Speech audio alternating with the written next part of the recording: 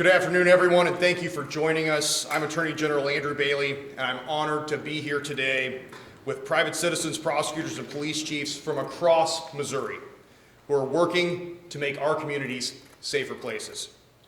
We're here today because we all agree that safer streets lead to prosperous communities.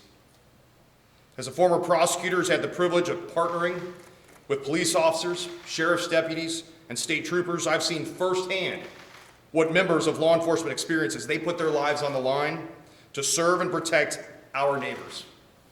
From my time in the military to my time at the Warren County Prosecutor's Office to now as Missouri's Attorney General, I've had the privilege of working side by side with men and women like these to make sure that they have the tools that they need to do their jobs. And one thing is clear: they need our support to do their jobs without fear of not making it home at night to their families. At a time when our law enforcement agencies are experiencing record personnel vacancies, challenges unforeseen and unimaginable by previous generations, Missouri law enforcement should have confidence that our laws are written to protect communities, punish wrongdoers, and support our law enforcement officers. We're here to rectify a gap in that law by putting forth legislation that would recognize and honor the danger that men and women in law enforcement put themselves in when they work to apprehend a perpetrator who has taken flight in a motor vehicle. I'm proud to be here to highlight our state legislators' efforts to establish Valentine's Law. This proposed legislation is named in memory of Detective Tony Valentine and is meant to show our unwavering support for law enforcement as they put their lives on the line every day to keep Missourians safe. Our first speaker has been serving the citizens of Missouri for more than 25 years. He joins us today to share his story and the story of Detective Valentine and why we're all here. Ladies and gentlemen, please welcome a law enforcement professional, a leader in his community, and my friend, Lieutenant Colonel Jason Law. Good afternoon, everyone. Attorney General Andrew Bailey, thank you so much for your support and dedication. You truly are helping morale of police officers in the entire state. Like I said, my name is Lieutenant Colonel Jason Law from the St. Louis County Police Department. We're the home agency of where Antonio Valentine was killed in the line of duty. Tony was an exceptional person. Not only was he a police officer, but he also served overseas for the military. Tony's an outstanding, dedicated person that continued his service in St. Louis County for over 15 years. And Tony was a special person. He worked for me in the Bureau of Drug Enforcement. And that day, when somebody knocked on my door and told me that Tony was in an accident and was going to Barnes, us as police officers in the St. Louis region know if you're a police officer and you're going to Barnes, it's a serious, serious accident. We arrived at the hospital, and at that point we saw Tony speaking with our chief of police for a moment. And then all of a sudden, things went bad. And Tony was killed in the line of duty, but was surrounded by his brothers in blue and brown from the St. Louis region. A couple of his partners are over here to the left of us, who were there that day working alongside Tony. Tony was a good family person. Tony was a son, a brother, a husband, and a father. And he loved his community, and he was a dedicated law enforcement officer. Such so, Tony's son, Jalen, was just hired by the St. Louis County Police Department, which was probably the second hardest thing that I've had to do in my career, is put his son in danger. But this law is a deterrent. This law is needed. People continue to flee from the police and put citizens in jeopardy, not just police officers, innocent citizens that we try to protect every day. This law, which will protect, and it equals saving lives. When you have an outstanding Attorney General, knowing that these laws will be enforced, it gives our police officers the tools they need every day to achieve safety in our communities.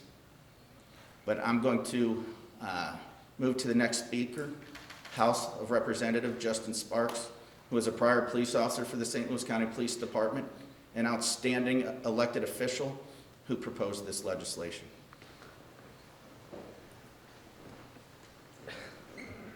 Thank you, Lieutenant Colonel Law, and thank you, all of you, for being here. I'm so proud to stand with my brothers in blue and brown behind me. And I'd like to thank particularly my Senate colleague, Senator Tracy McCreary, for sponsoring this legislation on the Senate side. Thank you. As Lieutenant Colonel Law so clearly and poignantly expressed, why this legislation is so vital and important, why it's needed, it's to help our police do their job and keep people safe. I've only been in the representatives in the legislature for this is my first term, second session of my first term. And Valentine's Law is going to make it a felony for any person to flee from police and endanger other motorists and law enforcement personnel and the public. Here's why this is important. Legislation is important, but not all of it is personal.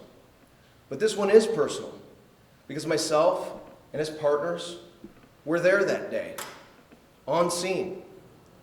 And it's one of the reasons why I left law enforcement to serve the public in our community in this way, so that hopefully we can keep members of the public safe, children getting out of school when reckless motorists are fleeing the police at high speeds, and our law enforcement officers like Detective Valentine.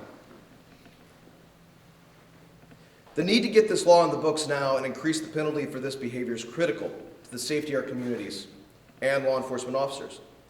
You know, Detective Valentine made the ultimate sacrifice. A sacrifice worthy of remembrance. But he did not die in vain because we are here today. We are supporting legislation named in his honor. And we honor him.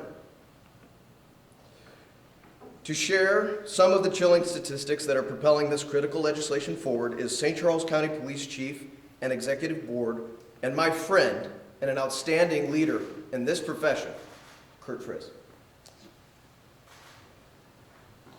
Thank you, Representative Sparks. I appreciate that. At the end of 2020, it became apparent that vehicle thefts and car break-ins were the new crime of choice in St. Louis region and all around the state. Within St. Charles County in 2019 and 2020, vehicle thefts were up almost 65%, and thefts from vehicles were up 7%. Enough was enough. The chiefs of the St. Charles County Police Department agencies all got together, and we decided we're going to do something about it and take affirmative action. We created the Criminal Interdiction Task Force, what started off to be an auto theft task force, to combat this problem that was coming in all of our communities. These efforts have not gone unnoticed and been very successful. To include 15% drop in vehicle thefts from 2020 to 2021, another 28% decrease in 2022, and in 2022, the task force conducted 30 operations, made over 220 felony arrests. Additionally, during 2022, operations had 89 vehicles flee from our officers. That's an average of 3 vehicles every time we conducted task force operations.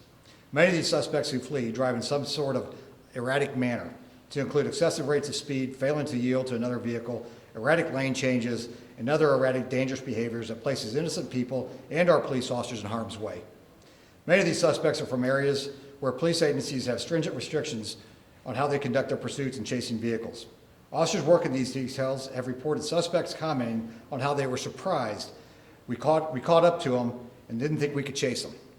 Investigators tell us that suspects who they have interviewed comment that they avoid the area to commit crimes because they fear they're being caught now in St. Charles County.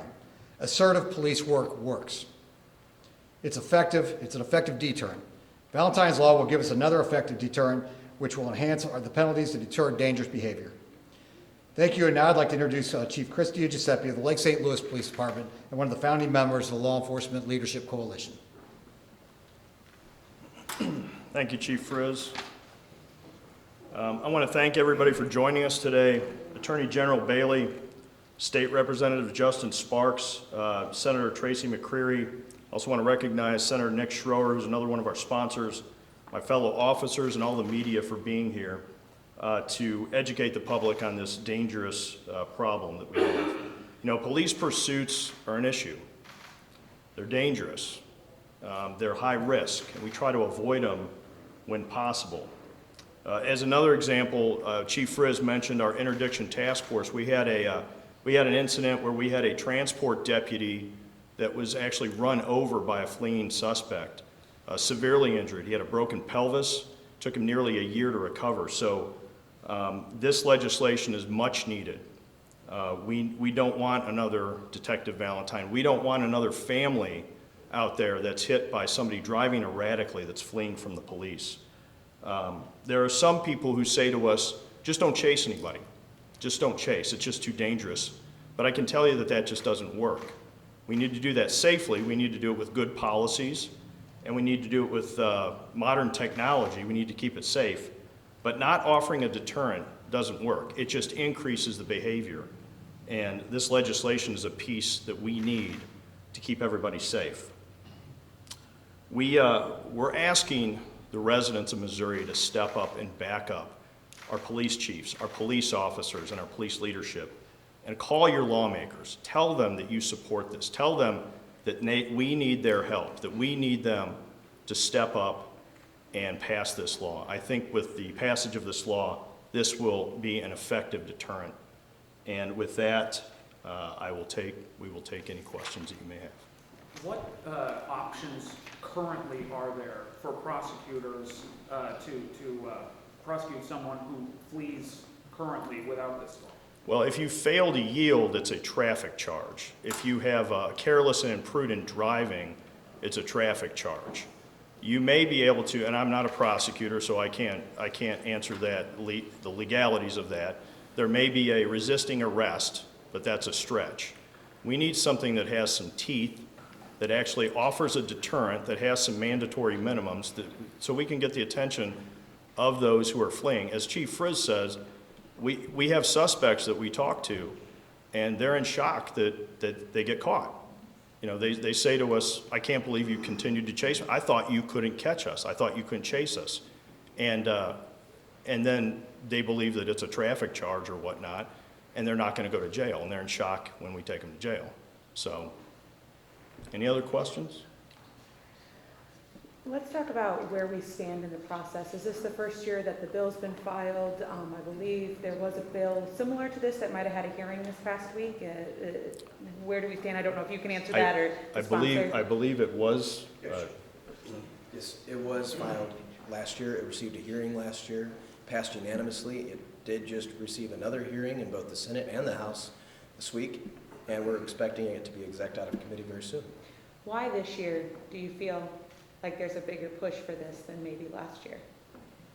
Well, I don't know if there is. I think there was a big push last year as well as this year because this is one of those issues that crosses ideological lines, political lines, from all sides. We recognize, along with our stakeholders in the community, guys, they understand they don't want their children anymore being at the bus stop when somebody's fleeing from police, when there's no police behind them. You know, they're driving at 100 miles an hour and everybody's in danger. Everybody's at risk. And it's unnecessary and it's avoidable. No one needs to be injured or killed ever again from this. Why is it bipartisan? You know, we have Senator Tracy McQuarrie back there who's a Democrat, but we're also seeing it sponsored by Republicans. Why is this a bipartisan issue? Well, public safety, safety of our communities, of our neighbors, and also first responders is not a partisan issue. We all should value life, and we all want to live in communities where we can be sitting at a sidewalk cafe and not worry about someone running at 100 miles an hour through, you know, a Main Street area.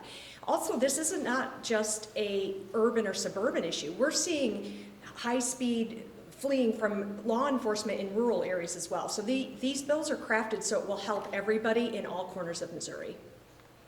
Is there any plan to extend it to other states or just state of Missouri? To my knowledge, not at this time, so. I don't remember who said it. Frissy, it might be you, but you made a point that Operation had 3 vehicles flee from them. It averages, I could be saying this wrong, but I wrote it down, where, you know, it's almost 3 vehicles did you say every time, or? Every time we run our task force operations, several times a month, we average about 3 vehicles are going to flee. But that's just during our task force operations, that stat. There's suspects fleeing from law enforcement every day. And that's why that's where this law is not just, I was just highlighting what we did in St. Charles County, but every day we have pursuits in our area that are suspects running from the police because they think we won't chase them and they don't fear the consequences. The reason I brought that up is, do you see more people now fleeing from police than maybe just a couple of years ago? And if so, I know you're not in their shoes, but why do you think that is? I think because they see there's lack of consequences. And a law like this will give some consequences, give some teeth to the law, give the prosecutor something to charge and the judge something to put a bond on, to where it's not just a catch and release program or catch and get a ticket. It's you're going to go to jail until you can bond out or you get a hearing. There's going to be some accountability for your actions. And that's how we keep the public safe. That's how we keep our police officers safe. In the case of Detective Valentine, what happened to the driver in that case? Is that case still in the courts? Has that been concluded? No, the suspect in that died in the accident as well. I guess you said you used to work with him, and we have a couple of his brothers as well. What does this mean to honor him? I know the law really has nothing to do with Valentine's Day, other than his last name was Valentine. What does it mean to honor him today to be able to do this? I think we all believe that it's a continuation of his service of protecting the community. He protected our country, he protected our community, and he's going to continue protecting our communities through this law. How long was he with the department? Was it 20 years? Right around that, Okay. right around 15. It's stated that this is driving away from the police is at an alarming increasing rate. Do we know like the number by chance? Well, for St. Louis County Police Department in general, we started keeping track of fleeing vehicles from lawful stops. And last year we recorded around 2,700 incidents where people failed to yield to the police. And is that up from years past? So last year was the first year we started tracking it. We started it about 6 months the prior year, and it's on pace and increasing. The trend line's going up. I would like to make a note. You'll notice the number of police executives in this room relative to this. Every agency here, regardless of how large or how small, each of us has experience with this. No matter what your community, no matter where you are, we're all fighting this battle, and that's why we're all here to support this law. Every law enforcement officer within this room has signed off on this and supports this because of what it means to our individual communities. Do you mind if I ask, and maybe one of you can just do it real quick, what law enforcement agencies do we have here? I know, that's a loaded question. All of them, we'll just say all of them. All 4 corners of the state. We have all someone of from them, all yes. parts of the state at least? Yes, we do. And why all parts of the state? We know that Tony was only from the St. Louis area, but why? It affects all parts of the state. We're here with the Law Enforcement Legislative Coalition. That actually is a conglomeration of all of our police chiefs associations from across the state, and it affects every community. So as we branched out and we talked about what we're going to concentrate on this year, this was the top priority. Attorney General Andrew Bailey, a quick question for you. How hard is it for this is a prosecutor question, how hard is it without this law to prosecute a criminal for doing something like this right now without this law on the books? Well, it's a challenge. And I would say that any movement to, allow more assertiveness in police pursuit of fleeing suspects with mandatory minimum prison sentences that act as a deterrent, because criminals will know there's actual real life consequences. There's prison time waiting them for a serious felony. That clarifies the elements of proof, the elements that have to be established both in the investigation and presented in evidence at trial. I mean, any movement in that direction is positive momentum towards this objective. And I would say that, you talk about having all four corners of the state represented by law enforcement leaders from across communities across the state here. And I think that speaks to the fact that crime is a multi-jurisdictional issue. It's a regional issue, it's a statewide issue. And especially when you're talking about flight from law enforcement, to evade law enforcement, to evade detection, investigation, and apprehension. You've got suspects fleeing at that incredible rate of speed. Not only are they putting their communities and the lives of these officers on the line, but they can cross jurisdictional lines very quickly. And so I think that speaks to the need for having leaders from across the state here to support this legislation. Is there anything that you could add to the public to like tell how important this is to know about? There need to be no more victims in the state of Missouri from flight from law enforcement. No more victims. We can accomplish that. We can accomplish that through getting this legislation passed and supporting these men and women in uniform law enforcement.